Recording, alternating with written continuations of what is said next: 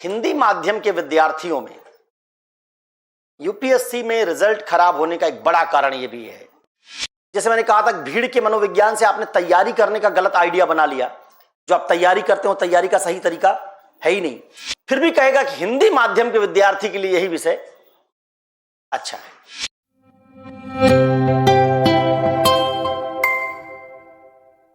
कि आपका हित अगर उससे जुड़ा हो तो उस बात की सच्चाई में थोड़ी समस्या पैदा होती है।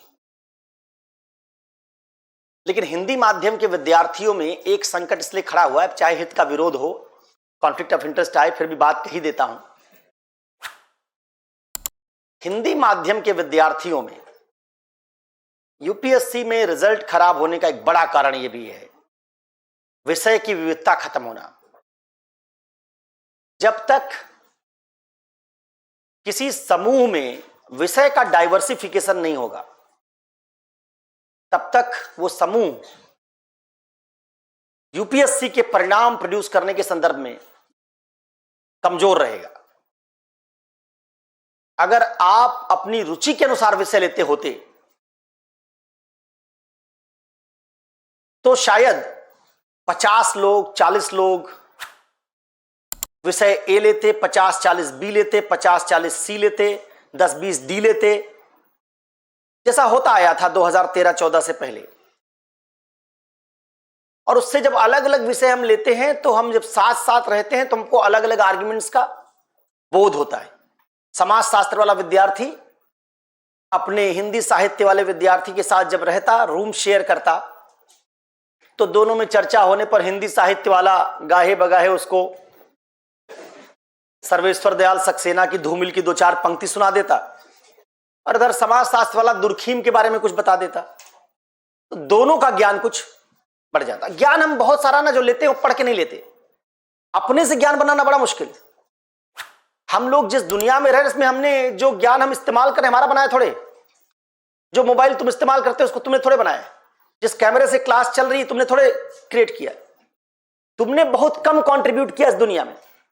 99.99% जिसका इस्तेमाल तुम अपनी जिंदगी में कर रहे हो, ज्ञान सब दूसरे के द्वारा बनाया गया है। तो हम जिस दुनिया में रहते हैं ना उसमें ज्ञान तैर रहा है हवा में, और वो हमको अलग अलग तरीकों से मिलता रहता है। पढ़ के अकेले ज्ञान नहीं बनता। ठीक उसी तर्क से अगर ज्ञान हमको एक्सपोजर से, ज्ञान हमको परिवेश से, ज्ञान हमारे वातावरण से, ज्ञान हमारे पीयर ग्रुप से, जो समूह है उससे मिलता है, और पीयर ग्रुप में आ जाए एक रूपता, सब एक ही तरह का ज्ञान बांट रहे हैं, तो आपकी डाइवर्सिटी खत्म हो जाती है। ठीक यही हिंदी माध्यम में हुआ है। जैसे मैंने कहा था, भीड़ के मनोविज्ञान से आपने तैयारी करने का गलत आइडिया बना लिया।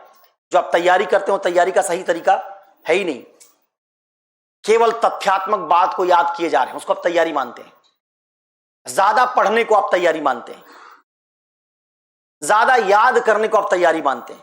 सब मिसनोमर है, सबका कोई यूपीएससी से संबंध ही नहीं, दूर दूर तक नहीं। ठीक वैसे ही भीड़ ने बताया कौन सा विषय अच्छा है, और भीड़ जो बता रही खुद भी फेल कर रही, कभी मेंस लिखा भी नहीं। फिर उस भीड़ के पास इतना ज्ञान है कि आप कहें एक्स विषय लेने, कहेंगे नहीं बहुत मुश्किल है वो मत लो।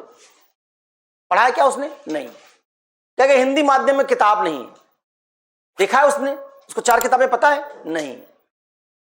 फिर भी कहेगा कि हिंदी माध्यम के विद्यार्थी के लिए यही विषय अच्छा है।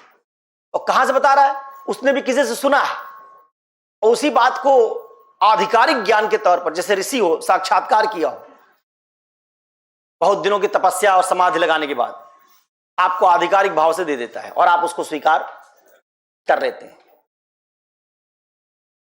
तो ये जो एक खतरा है, इसने हिंदी माध्यम के विद्यार्थियों की डाइवर्सिटी के साथ नुकसान पहुंचाया।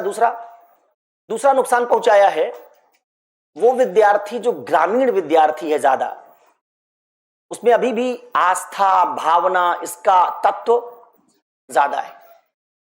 ऐसे विद्यार्थियों के लिए वो विषय ज्यादा मुफीद होता है जो भावना के बजाय इनकी तार्किकता का विकास करे। कविता, कहानी, गीत, ये सब भावनात्मक संकाय से जुड़े मामले हैं। तो भावुक आप पहले से हैं, अब भावना वाला विषय भी चुन लिया। उपन्यास, कहानी पढ़ के आप जैनेन्द्र की दुनिया में मनोविश्लेषणवाद में खोए हुए हैं, तो आप कुछ लोगों के लिए अच्छा होगा ही, लेकिन सबके लिए अच्छा नहीं होगा। दूसरे ऐसे विषय जिनमें आर्ग्यूमेंट्स ज्यादा है, इंपिरिकल स्टडी ज्यादा है, सोशियोलॉजी इंपिरिकल स्टडी करेगी, भूगोल आप में आर्ग्यूमेंट्स का विस्तार करेगा, क्योंकि साइंस साइंटिफिक है। अलग अलग विषय ऐसे ही अलग अलग काम करेंगे, अपना वाला मैंने नाम ही नहीं लिया इसलिए। तो